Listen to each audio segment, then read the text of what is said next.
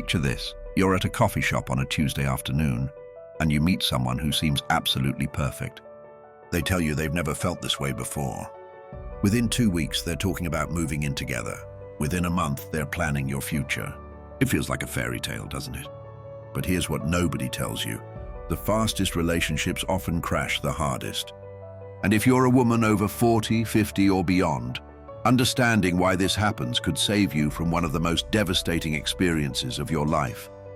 Stay with me, because what I'm about to share might completely change how you approach love in this chapter of your life. Hello, and welcome back to the channel. If you're new here, I'm so glad you found us. This is a space where we talk about real relationships, real challenges, and real solutions for women navigating love after 40. Today, we're diving deep into a topic that doesn't get nearly enough attention: why older women need to be especially careful when a relationship moves too fast. Before we get started, if you find value in this content, please take a moment to hit that like button. It helps more women find these important conversations. And don't forget to subscribe and turn on notifications so you never miss an update. I read every single comment, so share your thoughts and experiences below. Your story might be exactly what another woman needs to hear today. And if you really want to support the work we do here, consider leaving a super thanks. It helps us continue creating content that matters to you. Now let's talk about something that's happening to women every single day. You've been single for a while, maybe years. You've done the work on yourself. You've healed from past relationships. You've built a life you're proud of. Then someone comes along who seems to see you, truly see you, in a way you haven't felt in years or maybe ever. The attention is intoxicating. The romance is overwhelming. Everything moves at lightning speed. And your friends, your family, they're all telling you to slow down. But you can't hear them because this feels so right. Here's the truth that nobody wants to hear. Fast-moving relationships are almost always built on unstable foundations. And when you're an older woman, the stakes are different than they were in your 20s or 30s. You have more to lose. You have less time to recover from devastating heartbreak. You might be dealing with financial security, retirement plans, adult children, grandchildren, and a lifetime of accumulated assets and stability. When a relationship implodes after moving too fast, the collateral damage can be catastrophic. But this isn't just about protecting what you have. It's about understanding the psychology behind why some people, and yes, let's be honest, often men, pursue older women with such intensity and speed. It's about recognizing the red flags that you might have missed when you were younger. It's about honoring your worth and your wisdom, instead of abandoning both at the first sign of passionate attention. Let me start by saying something that might be uncomfortable. If you're a woman over 40 and you find yourself in a whirlwind romance, you need to ask yourself one critical question. Why is this person moving so fast? What is driving this urgency? Because here's what I've learned from countless stories, from relationship experts, from psychologists, and from women who've been through this. Healthy love doesn't rush. Real love is patient. Authentic connection takes time to develop. When someone is pushing for rapid commitment, rapid intimacy, rapid entanglement of lives, there's almost always an underlying reason. And that reason is rarely about genuine love. Sometimes it's about control. Sometimes it's about financial security. Sometimes it's about filling a void in their life. Sometimes it's about having someone take care of them. And sometimes it's about something even darker: manipulation and exploitation. Let's talk about the unique vulnerabilities that older women face. First, there's the biological reality of aging. Society has conditioned women to believe that their value decreases with age, which is complete nonsense, but the conditioning is there nonetheless. When you've internalized the message that you're less desirable as you get older, and then someone comes along showering you with desire and attention, it can feel like a miracle. It can feel like your last chance. And that feeling, that scarcity mindset, can make you overlook warning signs that you would have caught immediately when you were younger. Second, many older women are coming out of long marriages or relationships. You might have been with the same person for 20, 30, or even 40 years. You don't know what modern dating looks like. You don't know the games people play. You don't recognize the manipulation tactics that younger people have learned to spot through experience. You're walking into a landscape that has completely changed since the last time you were single, and predators know this. They know you're vulnerable in a specific way. Third, there's the loneliness factor.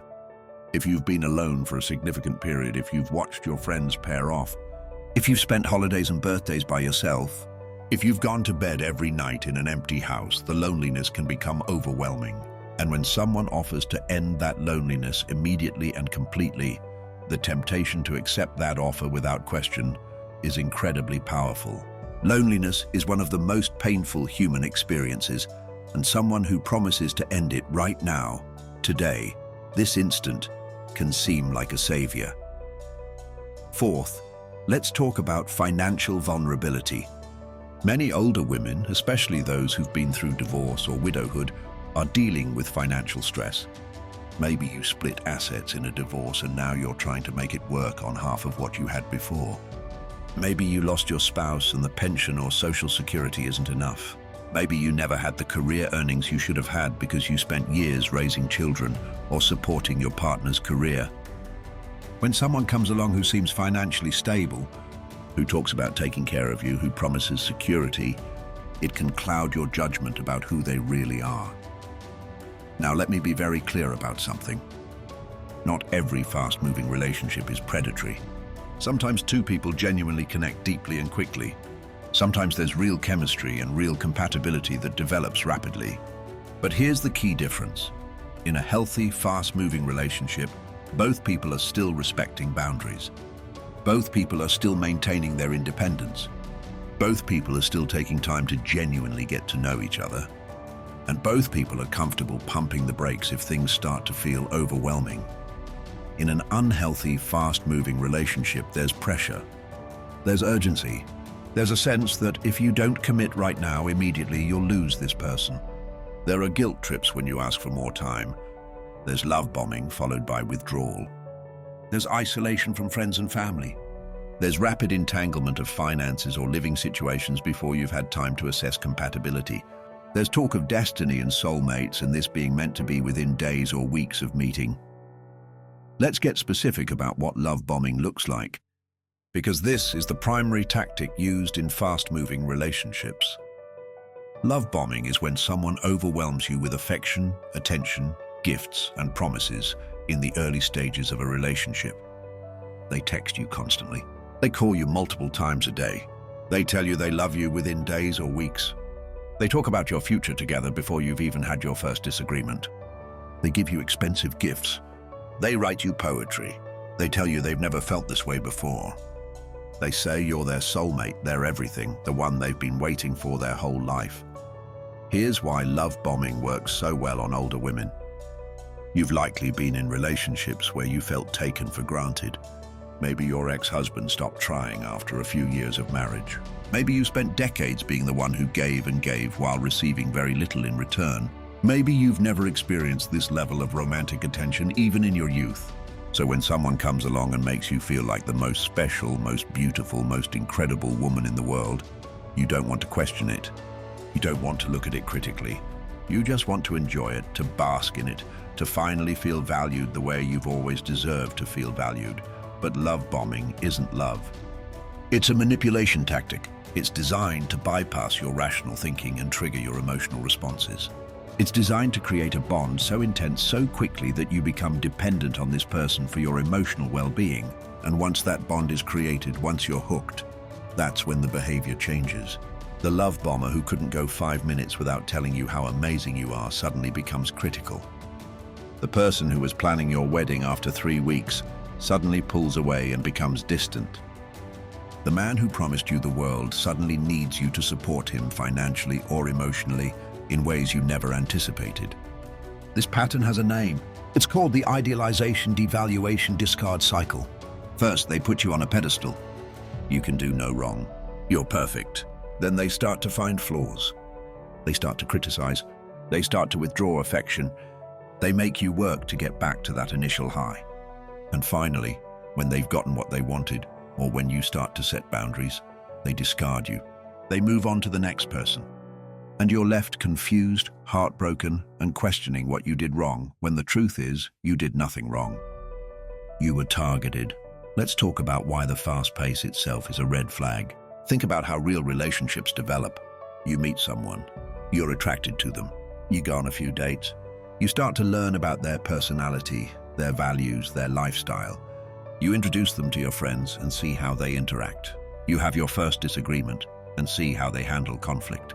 You observe them in different situations and under different stresses. You learn about their past relationships and their patterns. You see how they treat service workers, how they drive in traffic, how they react when they don't get their way. This process takes time. It takes months, typically 6 months to a year at minimum, to really know someone. When a relationship moves too fast, you skip all of this crucial observation period. You commit before you know who you're committing to. You entangle your life with theirs before you understand their character. You make major life decisions based on feelings rather than facts.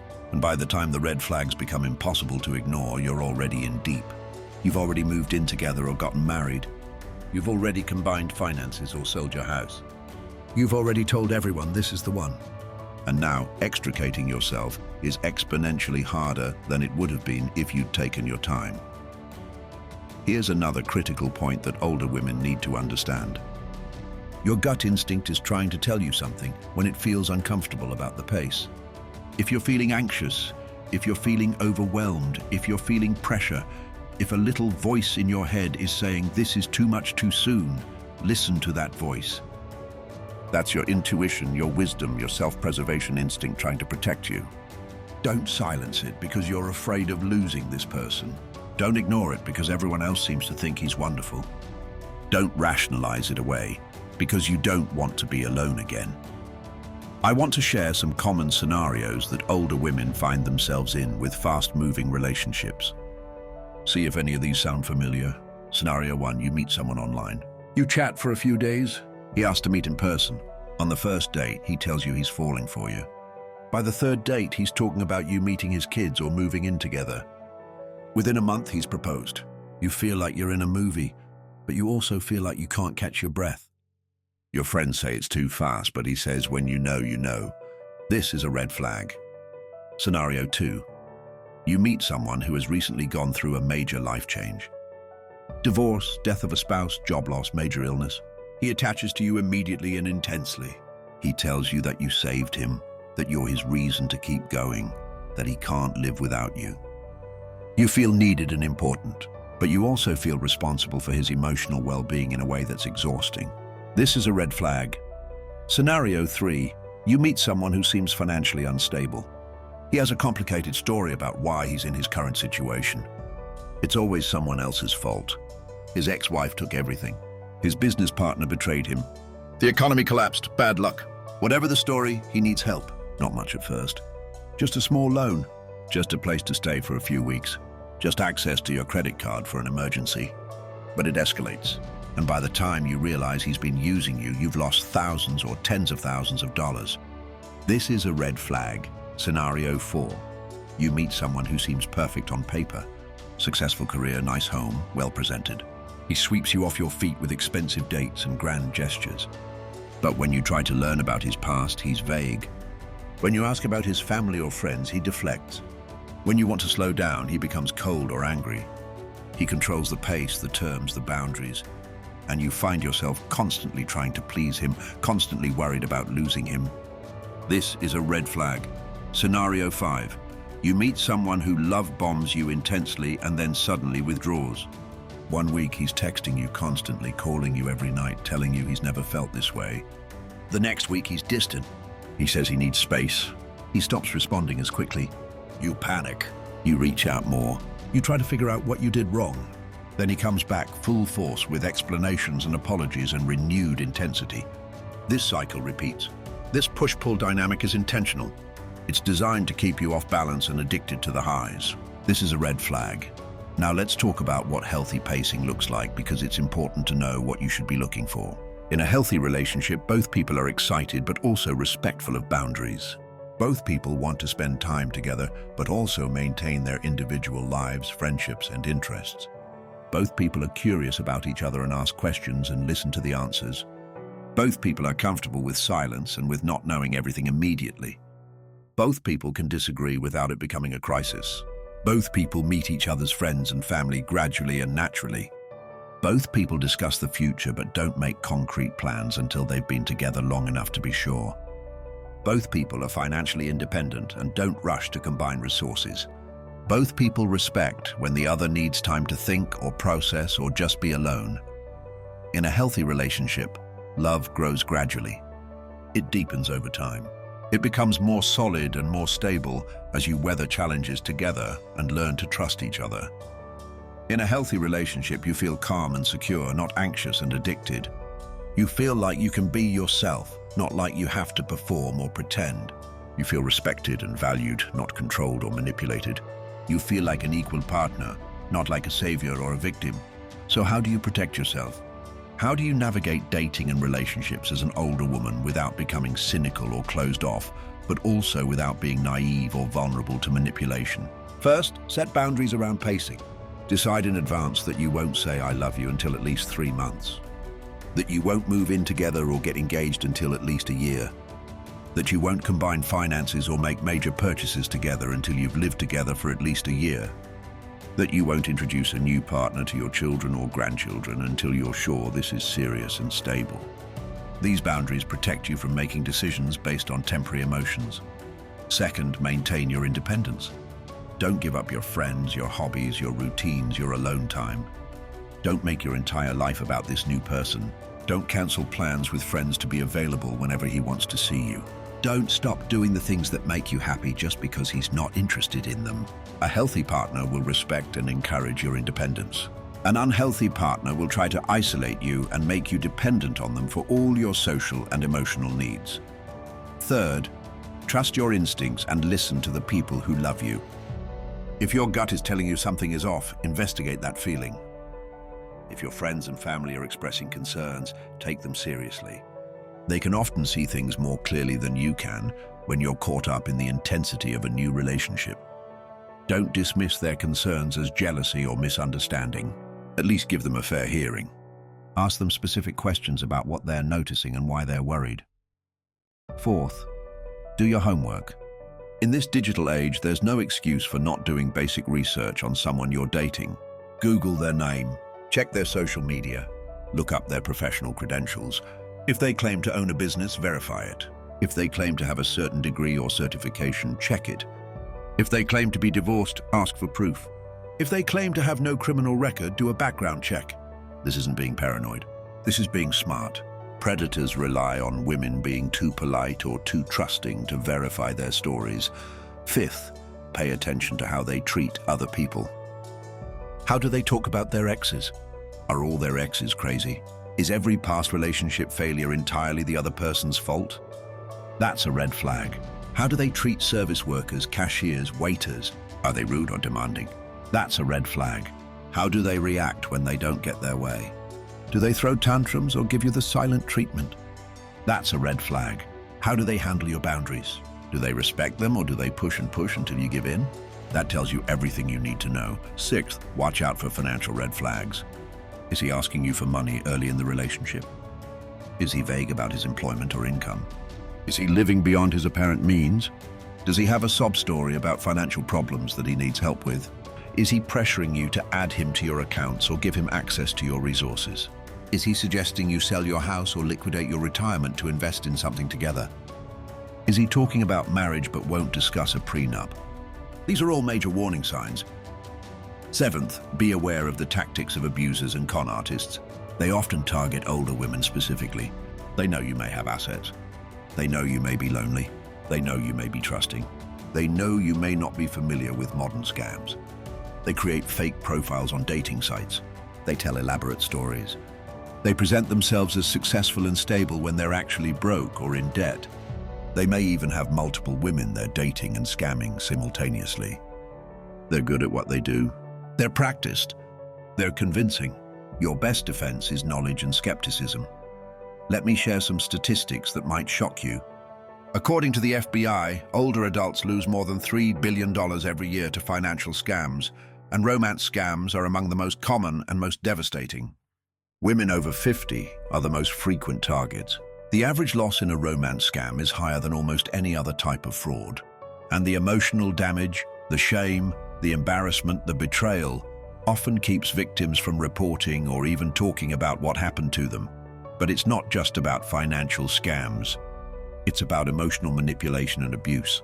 It's about men who target older women because they're looking for a caretaker, a mother figure, someone to manage their life while they coast. It's about men who are abusive and know that older women may feel like they have fewer options, so they'll tolerate poor treatment.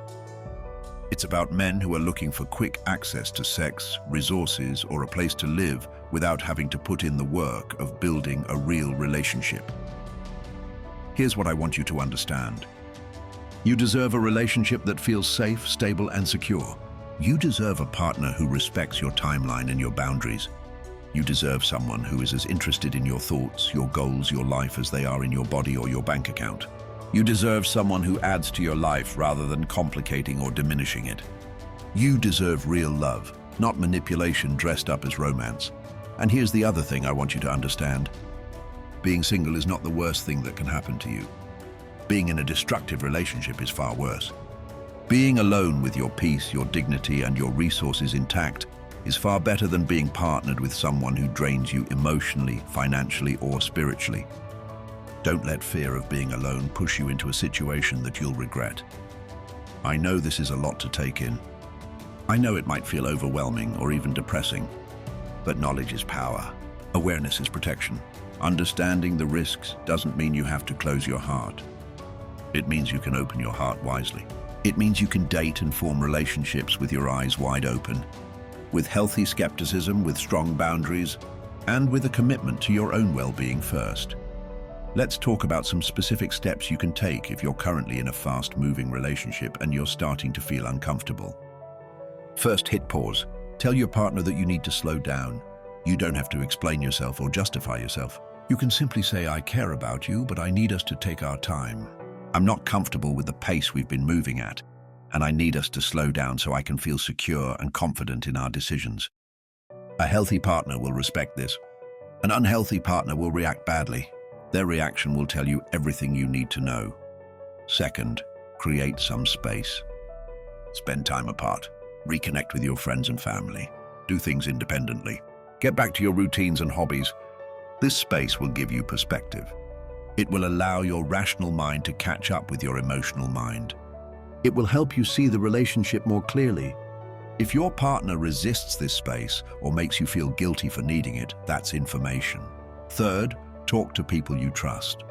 Share your concerns. Be honest about the pace and about any red flags you've noticed. Ask for their honest opinion.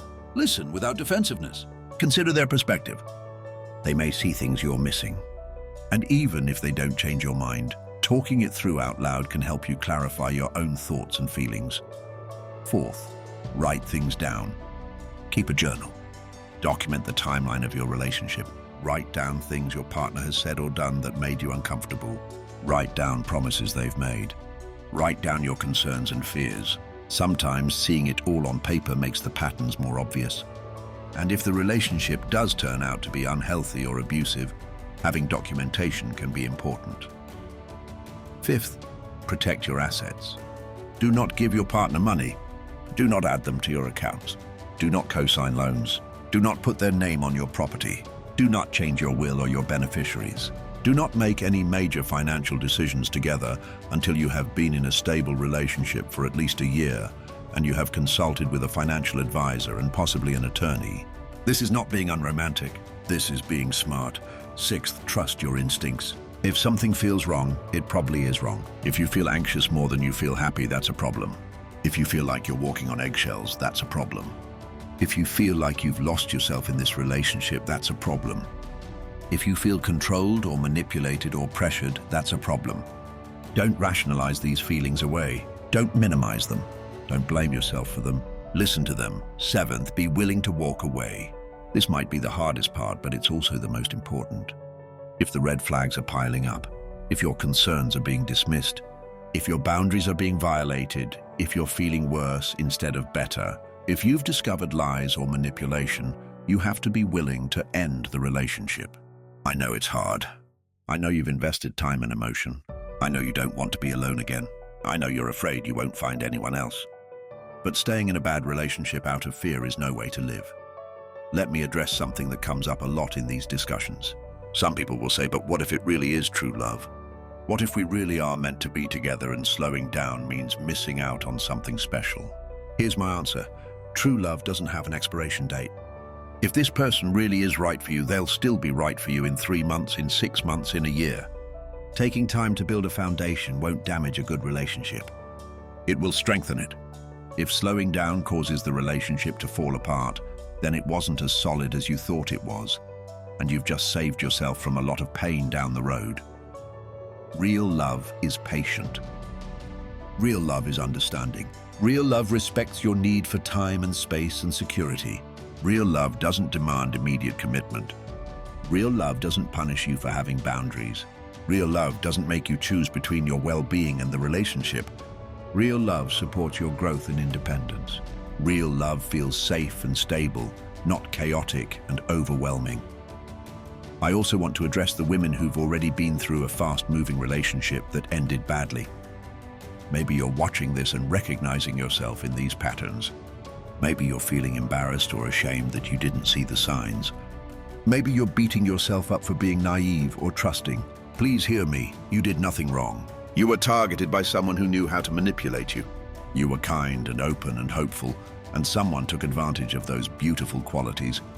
That's on them, not on you. What happened to you doesn't mean you're stupid or weak.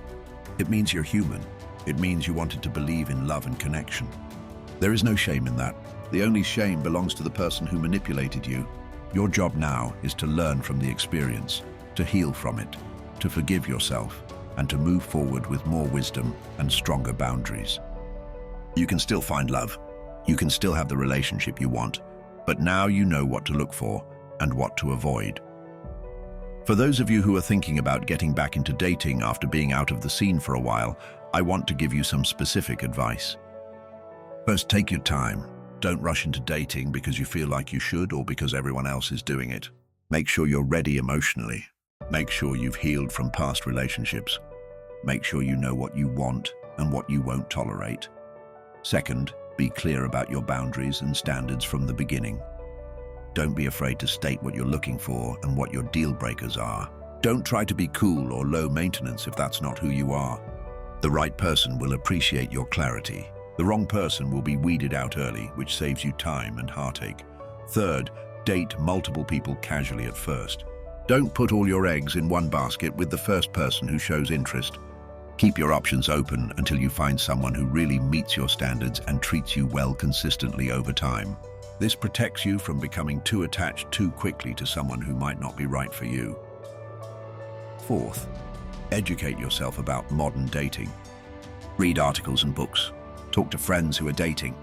Understand what online dating looks like, what the common scams are, what red flags to watch for. The landscape has changed dramatically if you've been out of it for a while. Don't go in blind. Fifth, prioritize your safety. Meet in public places. Tell friends where you're going and who you're meeting. Don't give out your home address or too much personal information right away. Trust your instincts if something feels off. Don't get into a car with someone on a first date. Don't invite them to your home or go to theirs until you've met several times in public and feel safe. Sixth, ask questions and really listen to the answers. Don't just enjoy the attention and the chemistry. Get to know who this person really is. What are their values? What are their goals? What do they want from a relationship? How do they handle conflict? What are their relationships like with family and friends? What are their financial habits? What's their relationship history? Why did their past relationships end? Listen, not just to what they say, but how they say it, and whether their words match their actions. Seventh, don't ignore red flags because you're lonely, or because you think you can fix or change someone. You can't. People show you who they are early on. Believe them. If someone is rude, controlling, dishonest, financially irresponsible, or disrespectful, they're not going to change because you love them enough. They're going to continue being that way and probably get worse over time. Let's circle back to why this issue is particularly important for older women. As women, we're socialized to be caregivers, to prioritize others' needs, to be accommodating and understanding. As we get older, many of us have spent decades taking care of everyone else: children, parents, spouses, partners. We've put ourselves last. And now, in this chapter of life, we may finally be putting ourselves first. We may finally be asking what we want, what we need, what we deserve. This is a vulnerable time. This is a time when we're redefining ourselves, exploring who we are outside of our roles as mothers, wives, daughters, employees. This is a time when we might be feeling invisible in a society that values youth. This is a time when we might be questioning our worth and our desirability. And predators know this. They know that women in this stage of life can be particularly vulnerable to someone who makes them feel seen, valued, desired, important. But here's what I want you to know. You are worthy of love exactly as you are right now. Your age doesn't diminish your value. Your wrinkles don't make you less beautiful. Your experience and wisdom make you more valuable, not less. You don't need someone to validate you or complete you. You're already whole. A healthy relationship should enhance your life, not fill a void. It should be the cherry on top of an already good sundae, not the entire meal. When you understand your worth, when you truly believe that you deserve respect and honesty and genuine love, you become much less susceptible to manipulation. You're not willing to settle for crumbs of attention.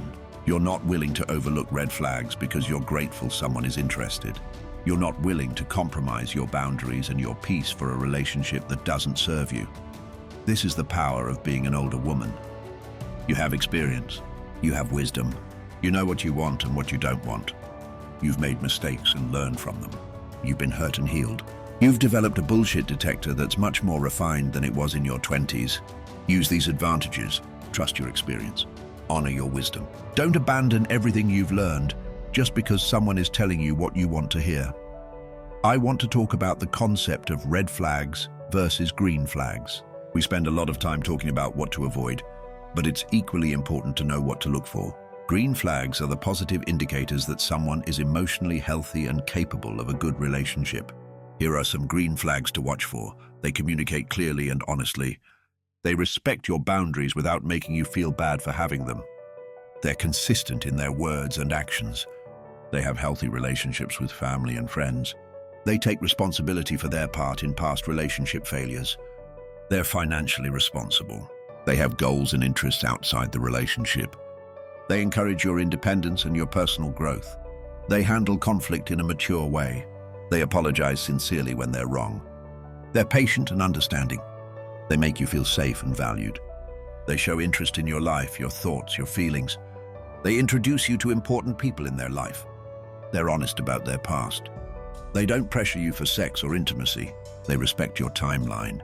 If you're seeing these green flags consistently over time, that's wonderful. That's what you're looking for. But notice I said over time. Anyone can perform these behaviors for a few weeks. You need to see them sustained over months to know they're genuine. You need to see how someone behaves when things aren't perfect, when there's stress, when there's conflict, when the honeymoon phase is over. Let's also talk about the difference between intuition and anxiety.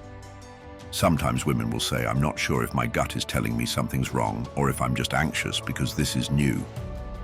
Here's how to tell the difference. Intuition is usually calm and clear. It's a knowing.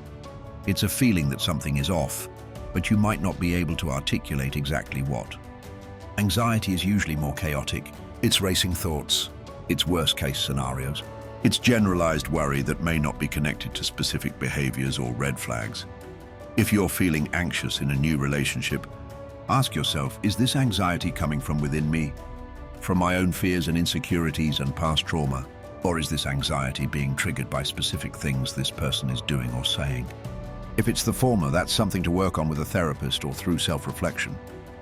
If it's the latter, that's your intuition telling you to pay attention. Here's a good test.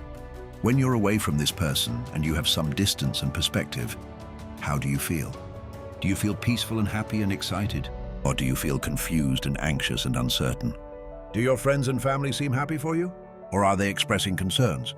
When you imagine your future with this person, does it feel bright and hopeful? Or does it feel scary and uncertain? Another important topic is the concept of trauma bonding. This is when you form an intense emotional attachment to someone who is hurting you. It happens in abusive relationships, but it can also happen in relationships that involve love bombing and intermittent reinforcement. The highs are so high that you become addicted to them, and you're willing to endure the lows to get back to the highs. This is not love. This is addiction.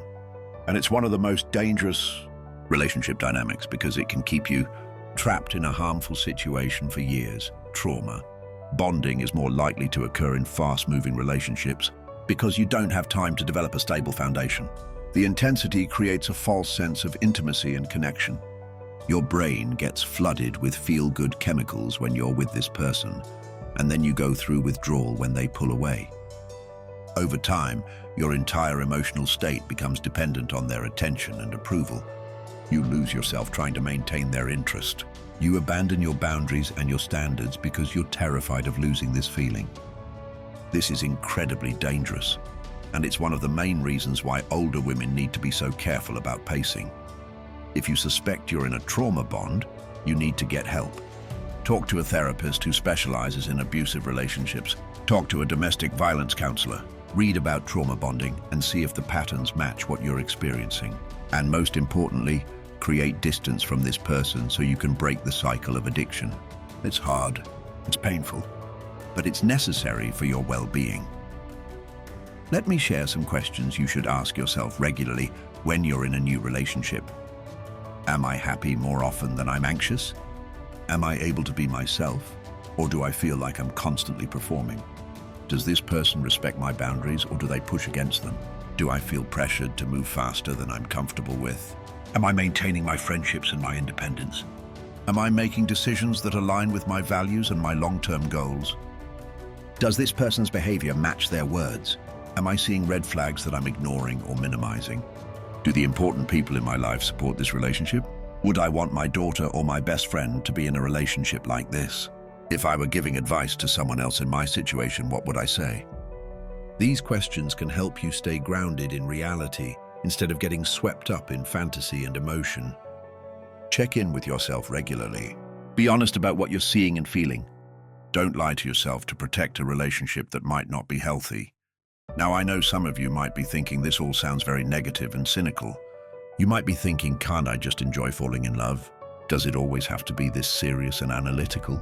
And my answer is yes, you should enjoy falling in love. Yes, relationships should be fun and exciting and romantic, but you can be both excited and cautious. You can be both open-hearted and self-protective. You can be both hopeful and realistic. These things are not mutually exclusive. Think of it this way. If you were investing your life savings, you'd do research. You'd ask questions. You'd read the fine print. You'd get advice from experts. You wouldn't just hand your money to the first person who promised big returns, right? Well, your heart, your emotional well-being, your life, these are more valuable than your savings. Why wouldn't you apply the same level of care and caution? Being smart about relationships doesn't mean you're jaded or closed off. It means you value yourself. It means you've learned from experience. It means you're not willing to settle for less than you deserve. And honestly, a person who is genuinely interested in you for the right reasons will respect and appreciate your caution. They'll be happy to take things slow. They'll be glad to earn your trust over time. They won't be offended by your boundaries.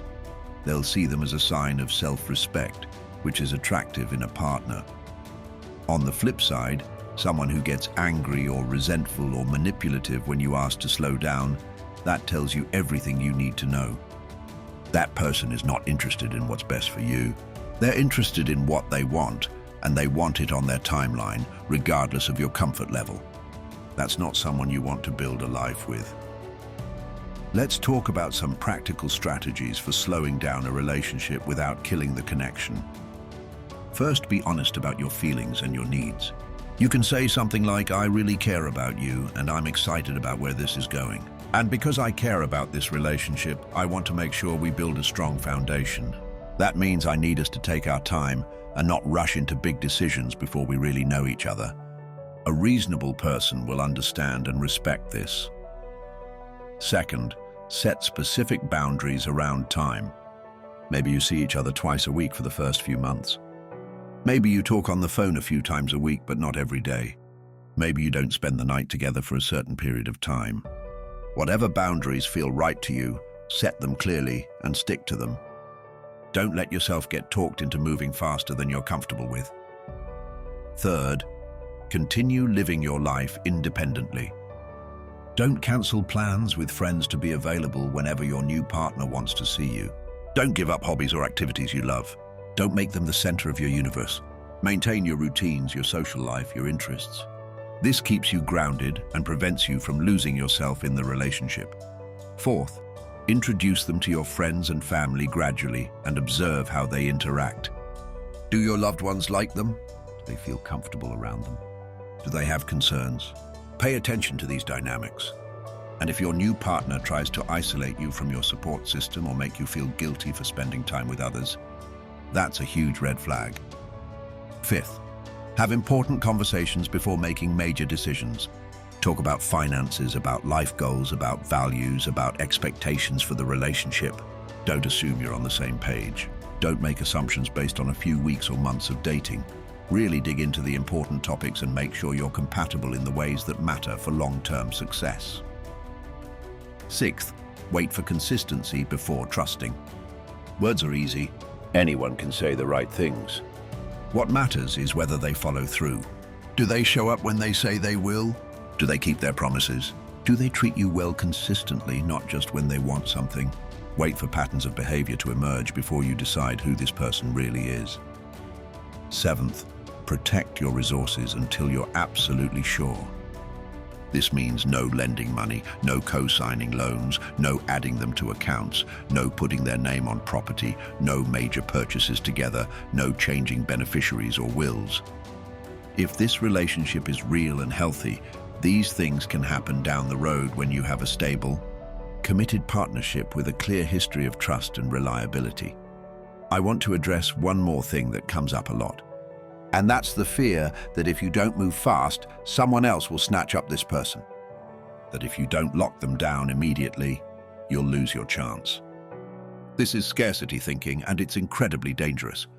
It's based on the belief that good partners are rare and that you won't find another one if you let this opportunity pass. Here's the truth. There are millions of potential partners out there. If this particular person isn't willing to respect your timeline and your boundaries, they're not the right person for you anyway. Someone who really values you will be willing to wait. They'll be willing to build something real and lasting instead of rushing into something intense and unstable. And if they're not willing to do that, then you haven't lost anything. You've dodged a bullet. The scarcity mindset is often what gets older women into trouble. You think this is your last chance at love, so you ignore the warning signs. You think you're too old to be picky, so you settle for less than you deserve. You think nobody else will want you, so you cling to whoever shows interest. But all of these thoughts are lies. They're not based in reality. They're based in fear and insecurity and societal messages about women's value decreasing with age. The reality is that you have time. You have options. You have value. You can be selective. You can have standards. You can wait for someone who is truly right for you instead of settling for whoever is available right now. And honestly, being single is better than being in a bad relationship. It's better to be alone with your dignity and your peace than to be with someone who makes you anxious, unhappy, or unsafe. I also want to talk about the importance of self-worth in protecting yourself from fast-moving relationships. When you truly believe that you are valuable, that you deserve respect and honesty and genuine love, you don't settle for less. You don't overlook red flags. You don't make excuses for bad behavior. You don't convince yourself that this is the best you can do. Building self-worth takes time and work, especially if you've been in relationships where you were undervalued or mistreated. But it's the most important work you can do. It's the foundation of everything. When you know your worth, you become magnetic to healthy people and repellent to toxic people. You attract what you believe you deserve. So how do you build self-worth? First, spend time alone getting to know yourself, what you like, what you value, what makes you happy. Second, take care of yourself physically, emotionally, mentally, spiritually. Third, pursue your passions and interests. Fourth, surround yourself with people who treat you well and make you feel good about yourself. Fifth, challenge negative self-talk and replace it with more positive, realistic thoughts. Sixth, celebrate your accomplishments and your strengths. Seventh, set boundaries and honor them. Eighth, forgive yourself for past mistakes and focus on growth. Ninth, practice self-compassion. Talk to yourself the way you'd talk to a dear friend. When your self-worth is solid, you don't need someone else to make you feel valuable. You already know you're valuable. A relationship becomes something you want, not something you need. And that changes everything. You're dating from a position of strength instead of desperation. You're choosing a partner instead of just being grateful that anyone chose you. Let me share one more critical piece of advice. If you're not sure whether a relationship is healthy or whether you should be concerned about the pace, talk to a professional. See a therapist who specializes in relationships. Talk to a dating coach. Call a domestic violence hotline if you're seeing signs of abuse or control. These professionals can offer objective perspective and help you see things more clearly. They can help you identify patterns you might be missing. They can give you tools and strategies for protecting yourself. There's no shame in seeking help. In fact, it's one of the smartest things you can do. We all have blind spots. We all get caught up in emotion. Having someone who can offer a clear, objective view can be invaluable. And if you're in a relationship with someone who discourages you from talking to a therapist or seeking outside perspective, that in itself is a massive red flag. Healthy partners support you getting help and guidance. Unhealthy partners want to isolate you from any voice that might question their behavior. As we wrap up this very long and detailed discussion, I want to leave you with some final thoughts.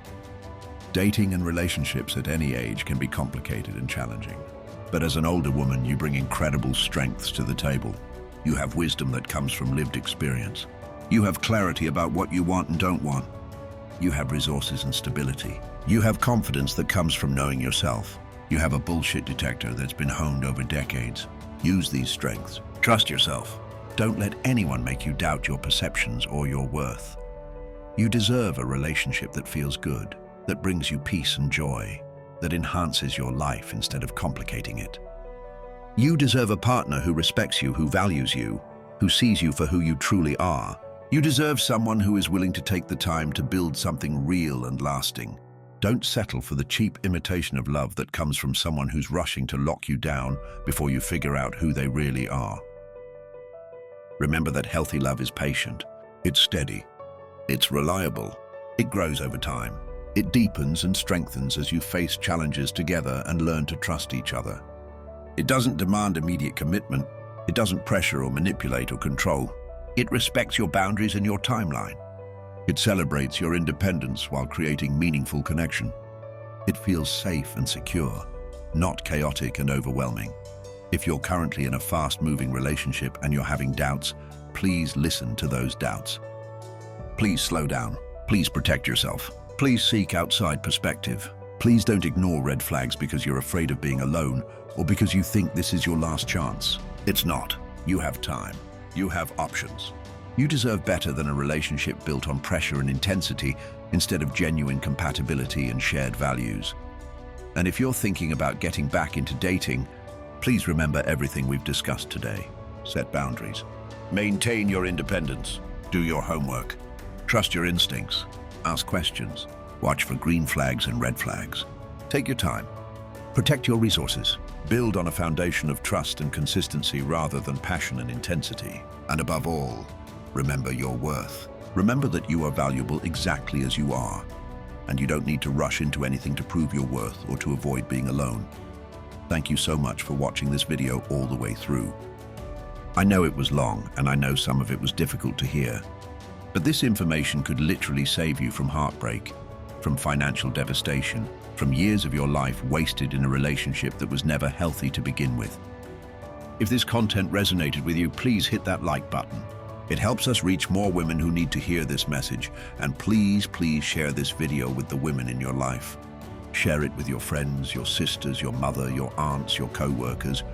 This is information that every older woman needs to have. We need to look out for each other. We need to share wisdom and protect each other from those who would take advantage of our kindness and our hope. Don't forget to leave a comment below. I want to hear from you. Have you experienced a fast-moving relationship? What red flags did you notice? What advice would you give to other women? Your story could help someone who's struggling with these same issues right now. We're building a community here where women can support and learn from each other. And your voice matters. If you haven't already, please subscribe to this channel and turn on notifications so you don't miss future videos. We're going to continue having these honest, necessary conversations about relationships, dating, self-worth, and navigating life as an older woman in a world that often doesn't value our wisdom and experience. And finally, If you really want to support this channel and help us continue creating content that matters, consider leaving a super thanks. Your financial support allows us to dedicate more time to research, to creating longer and more detailed videos, to bringing you the best information possible. Every bit helps, and I'm incredibly grateful for your support. Remember, you are worthy of real love. You are valuable. You are wise. Trust yourself. Take your time. Don't rush. Don't settle. The right person will respect your boundaries and your timeline. The right person will be worth the wait. And if the right person doesn't come along, that's okay too. Because you're already whole. You're already complete. You don't need anyone to validate you or complete you. Thank you for being here. Thank you for watching. Thank you for being part of this community. Take care of yourself. Protect your heart. Trust your wisdom. And I'll see you in the next video.